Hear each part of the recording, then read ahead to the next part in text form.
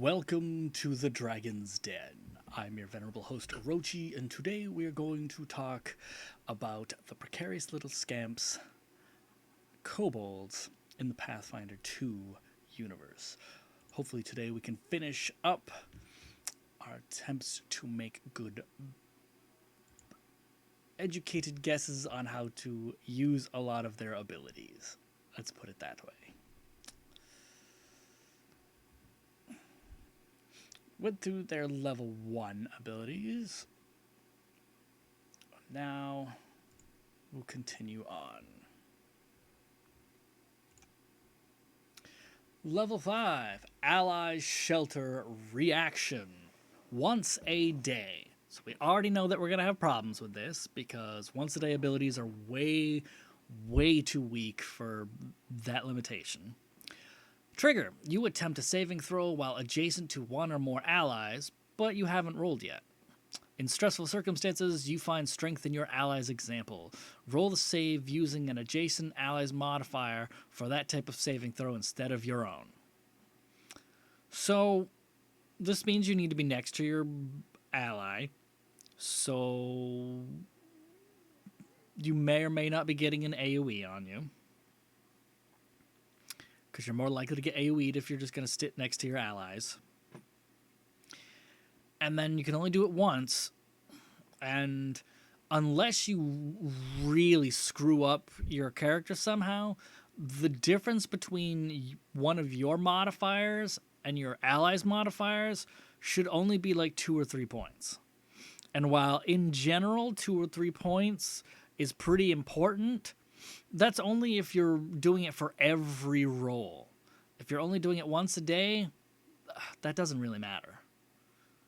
Like, literally, getting a +2 bonus on one check once a day, that's only a 10% increase. It's not worth it. You only have a 10% chance for that to matter at all. Unless you get a crit, which at higher levels, you auto-crit on saves for a lot of things, so this could easily not matter most of the time. Do not like it at all. Fate Influence, everybody could take that, so it doesn't really matter. Winglets! You're among the few kobolds who grow a set of draconic wings later in life. The wings are initially small and weak. While not enough for full flight, a strong flap allows you to jump further. When leaping horizontally, you can move an additional 5 feet. This additional distance isn't cumulative with the increased leap distance from the powerful leap feat, because this basically gives you powerful leap. That's what that does. It gives you powerful leap. You don't automatically fail your checks to high jump or long jump if you don't stride at least 10 feet first. That's quick jump. This also is the quick jump feat. In addition, when you attempt a long jump, you can jump a distance up to 10 feet longer than you normally would based on the result of your athletics track, though you still can't jump farther than your speed. So this Ancestry feat gives you 2 skill feats and an additional little boost. It's fantastically good. It is not what you want, but it's fantastically good. Because when you're thinking about getting wings, you just want to fly. But this does the opposite. It allows you to jump better.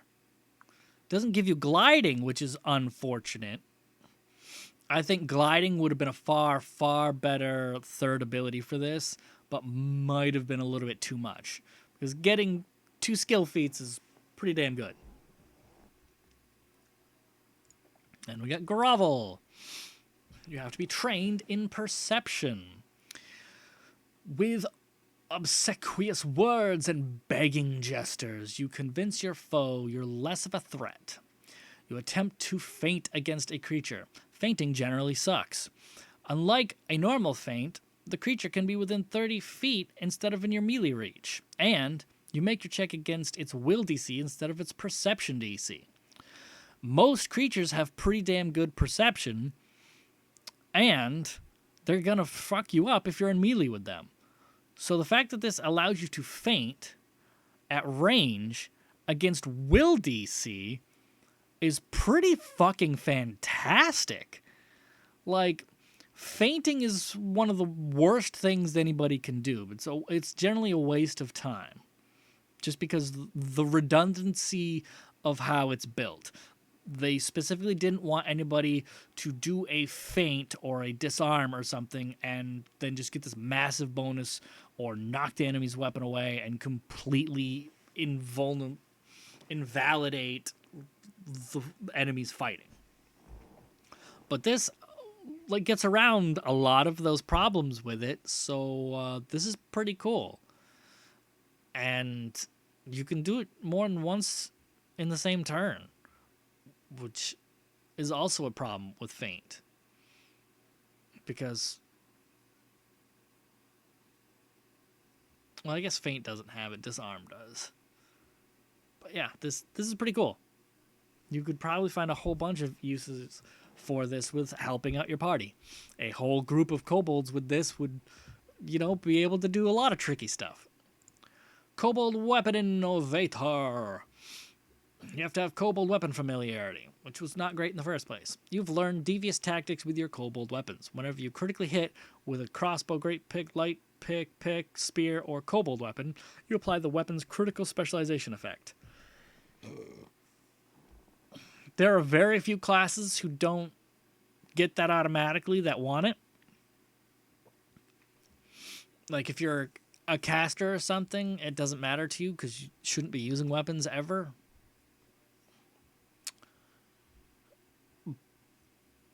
And I can't really think...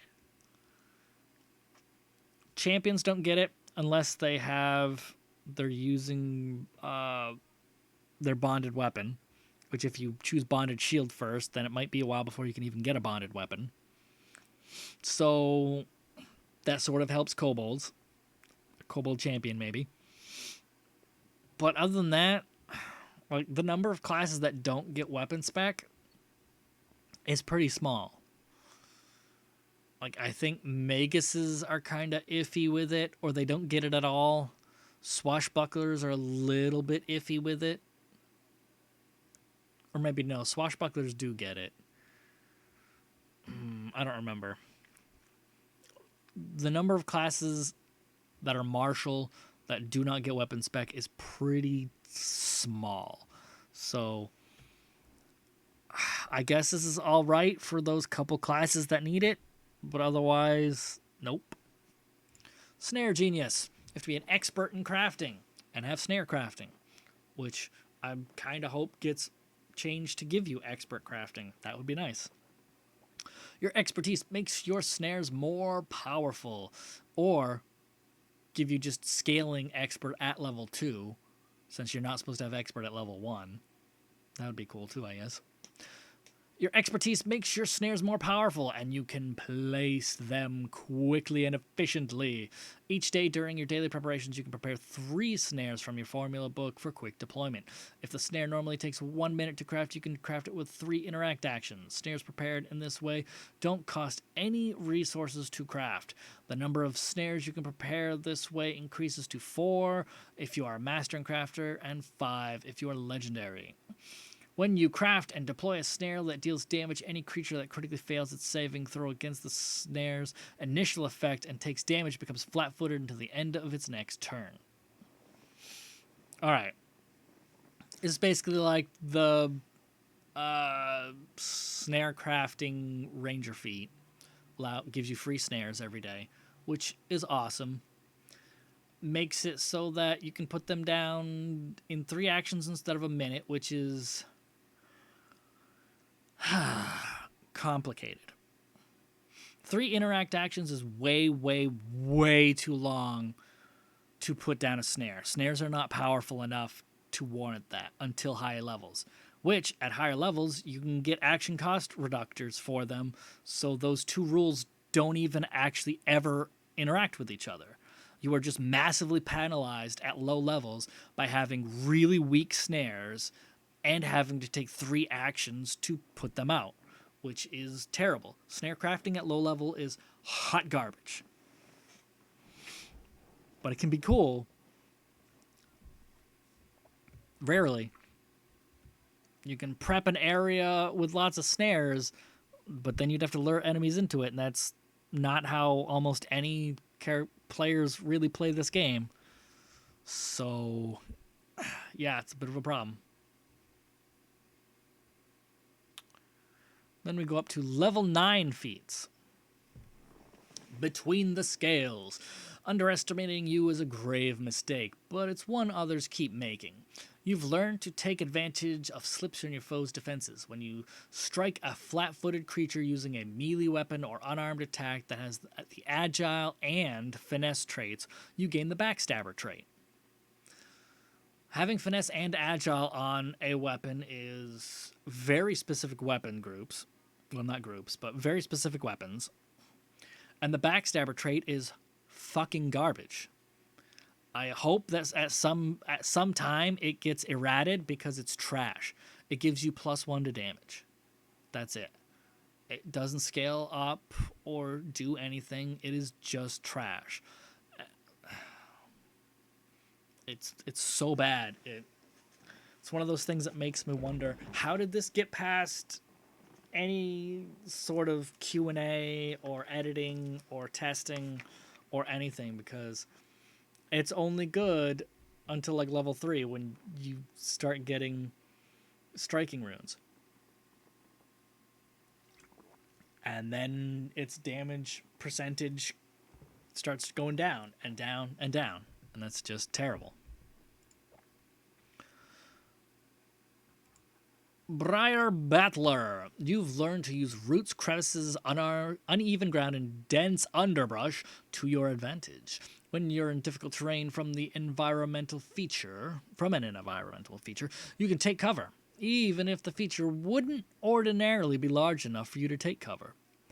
That's cool. You can take cover behind tiny little things because you're a tiny little kobold. That's cool. Not super powerful, but it's cool.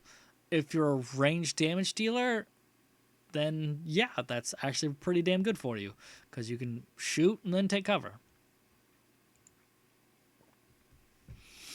Close quarters. You've trained to fight with allies in tunnel warrens, dense underground, or similarly cramped terrain. If you are smaller, you can end your movement in the same square as a small or smaller ally. No more than 2 creatures can share the same space when using this ability or a similar one. This is useless unless you have other small allies, but imagine a whole party of kobolds with this. It sucks that it's level 9. It's way too high for what it does. But yeah, having 4 kobolds in 2 squares, sure, it's AoE bait, but that's super cool. You could just find tiny little tunnels and stick tiny little kobolds in them, and that's just thematic as fuck. It's too high in level, though. You have to wait way too long to be able to do that. Dracomancer. Your inborn arcane power manifests as your exemplar's most time-honored spells.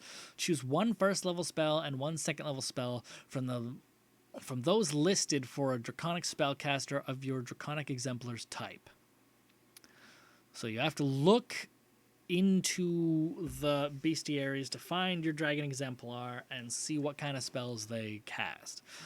You can cast each of these spells once per day as an arcane innate spell. You gain the trained proficiency rank in arcane spell attack rolls and spells with DCs, and your key spellcasting ability is charisma. This is cool, just to have spells, and there's first and second levels, so they're going to be utility spells. Not being able to choose whatever the hell you want sucks pretty damn bad, because some dragons just don't have fantastic spells that would be useful to everybody. It means that by 9th level, you're going to realize that at first level, you should have been planning what kind of kobold color you wanted to be to choose spells, which can be kind of a kick in the teeth. If you find out that the color you wanted doesn't have the spells that go good with your class. Dragon's Breath requires kobold breath. You can put more effort into your kobold breath to channel greater draconic power, though it takes more out of you. When you use Kobold Breath, you can increase the damage dice to D8s and increase the area to 60 feet or for a line or 30 feet for a cone. If you do, you can't use Kobold Breath again for 1 hour. This is pretty stupid. Like, you go from D4s to D8s. In general, if you were able to cast this often, that'd be a pretty damn big increase. But you can still just roll all 1s or all 4s or not even roll high enough on any of your damage dice to make D8s really worth it. If it had been just double the amount of D4s or just doubling your damage, like the dragon one, how the dragon one works, that would have been a lot better. This just leaves the opportunity for rolling poorly and doing terrible damage and still having to also then wait an hour to use your breath again. So it's not fantastic. It does automatically have reach on it, though, which is, I guess, is cool, but the damage buff isn't enough, especially for that lockout time. It's just not enough. The damage is way too low. Dragon Blood Paragon. You have to be a Strong Jaw Kobold, have Dracomancer, Kobold Breath, or be a Venomtail Kobold. Your Draconic Anatomy becomes especially pronounced. You increase the power of one of the following Kobold heritages or feats you have. Dracomancer increases the number of times you can cast each of the gained first and second level spells by 1. Kobold Breath, creatures that critically fail their save against your Kobold Breath take 3d4 persistent damage of that type. And Strongjaw Kobold, your Jaw's unarmed attack gains the deadly d6 trait. Venomtail Kobold, you produce enough venom to use the tail toxin action twice per day. So, doubling the amount of spells you get with Dracomancer from 1 to 2, that's pretty decent, if you can find decent spells to use. 3d4 persistent damage from Kobold Breath is awesome. Things aren't going to critically fail their save against you, ever. Because your breath's DC is going to be lower than spellcaster DCs. And so, unless you're really debuffing the enemy properly, they're probably not going to ever fail the save. But 3d4's pretty damn good persistent damage, so it's not great to use for that, but it's all right. Strong Jaw, your jaws gain deadly d6. Deadly is almost a useless trait in weapon design because it forces the weapon to use a lower dice, therefore their overall damage average stays the same. You just become more spiky and less consistent, which then becomes worse and worse against harder and harder foes. So I really dislike the deadly trait, but getting it for almost free is it's not fantastic at all. But I mean, it could be worse, I guess. Could also have given you deadly d6 and grapple or something so you can bite onto somebody and that would be cool, but whatever. And Venomtail, you can use your tail toxin twice instead of once. That's pretty terrible because it's just not great ability in the first place. So none of these are fantastic. Like Kobold Breath and Dracomancer are highly, highly niche. You have to find a way to really, really work your ass off to get good use out of them. These Strongjaw and Venomtail upgrades are just... You've got to be able to find a better level 9 feat. It's just not good. Snare Commando. You have to have snare crafting and be an expert in deception or intimidation. Trigger. A creature fails or critically fails a save against your snare. Your snares are so befuddling that your victims rarely notice you slipping out of sight. If you have expert proficiency in deception, you can create a diversion against the triggering creature. If you have expert proficiency in intimidation, you can instead demoralize the triggering creature. If you have both, choose one of the two effects. This is pretty damn cool. As a reaction, you get a free demoralize or create a diversion. If you're not using your reactions much for other things, this is super cool. Yeah, it's just cool. Elite Dracomancer. You have to have Dracomancer. Your magic rivals that of lesser dragons. Choose one 3rd level spell and one 4th level spell from those listed for a dragon spellcaster of your Draconic Exemplar's type. You can cast each of these spells once per day as arcane innate spells. A free 3rd and 4th level spell by level 13, where you should have level 6 spells. I should have level 7 spells by then, I think. So that's pretty decent. Not fantastic, but it's pretty damn decent.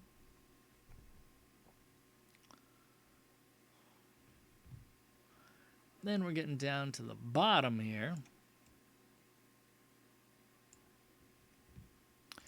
Hatchling Flight, level 13.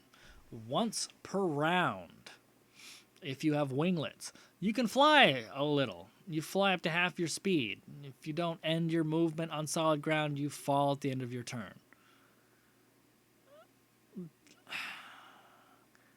It's once per round, which is pretty damn good because everybody else is usually once a day for temp flight. So when you compare Hatchling Flight to every other Ancestry flight, it's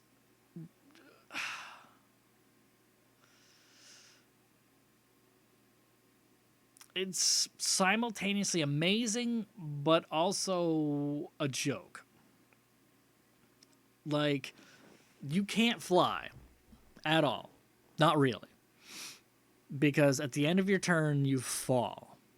That means you fall 500 feet instantly.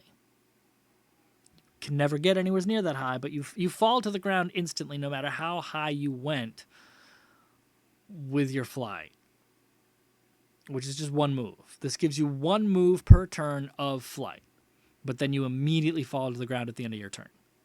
Whereas every other Ancestor's flight is, hey, you get flight for like 5 or 10 minutes once a day, which means you can actually fly over something. You could, like, in 10 minutes, you could probably fly to the top of a castle, fly up a mountain, or whatever. Kobolds can't do that. But who's going to fucking do that? Like, that's not really practically useful because you're going to be leaving the rest of your party behind unless everybody has that flight ability. It's a utility ability. Whereas Hatchling Flight, being able to be used every single round, is really good in combat. Like, absolutely amazing. Anytime somebody has higher ground on you, you don't give a fuck because you can just get to them. Unless they're really high. But still. You know? Especially if you're like a climber kobold or whatever, you just fly up to a place where you climb a little, and then next round you fly the rest of the way. It's pretty damn good. It just gives you so much more utility in combat than any other Ancestry's temporary flight ability. Kobold Weapon Expertise, level 13. That's 8 levels after any martial character would be getting expertise in their weapons. You have to have Kobold Weapon Familiarity. Whenever you gain a class feature that grants you expert or greater proficiency in a given weapon or weapons, you also gain the proficiency in the crossbow, great pig, light pick, and spear, as well as any Kobold weapons which you are trained. This would only be good for fighter cheese to have multiple mastery weapons at this point, with one of them being a kobold weapon. That's cool. There's certainly going to be builds for that, but that is literally the only thing that this feat is for, is fighters. That's it. Nobody else should be taking weapon interest at level 13 who isn't already good at those weapons. Vicious snares. You have to have snare crafting and be an expert in crafting, which is pretty damn easy by that point. You should be master at it by then. You've learned how to create traps that cause greater injuries. You deal an additional 1d6 precision damage with damaging snares you craft. This increases to 2d6 additional precision damage if you're legendary in crafting. This is a super cool feat that I think could easily do 2 or 3 times the amount of damage it does and still not like really threaten to unbalance things. Like 1d6 is so fucking tiny by level 13. Like you're going to be doing 30 to 60 damage with most of your attacks by then. Having an extra 3 damage is like doesn't matter.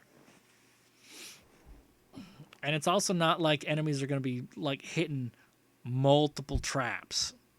So this could definitely be a lot stronger. But it's also almost free damage in exchange for a 13th level feat. But when you have this and this, like this is just not an option. You can't afford to choose this, which is unfortunate. And then finally, Wormling Flight. You have to have Hatchling Flight.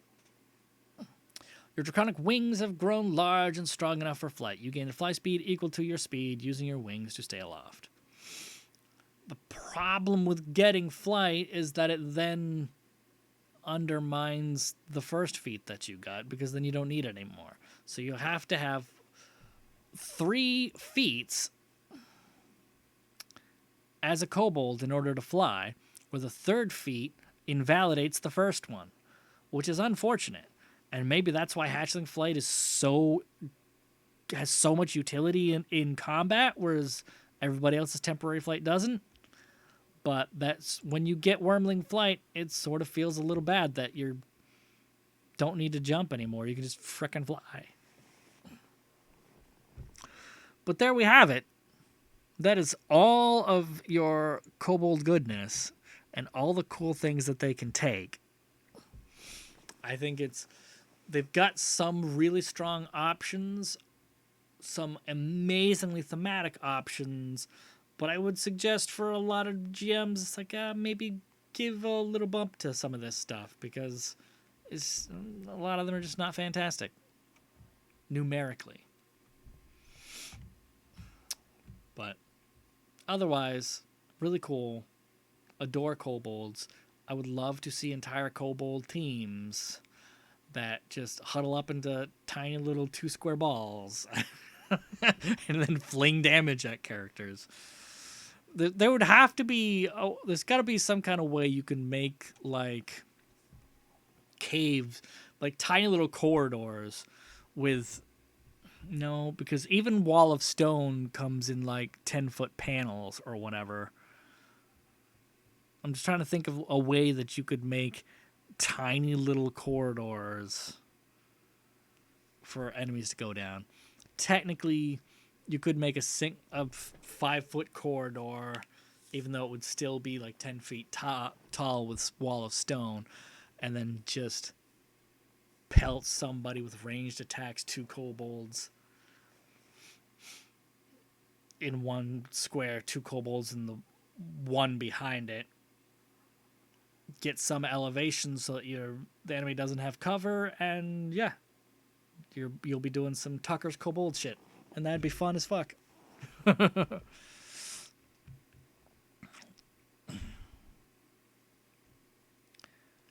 That is all for now. See you in the next one.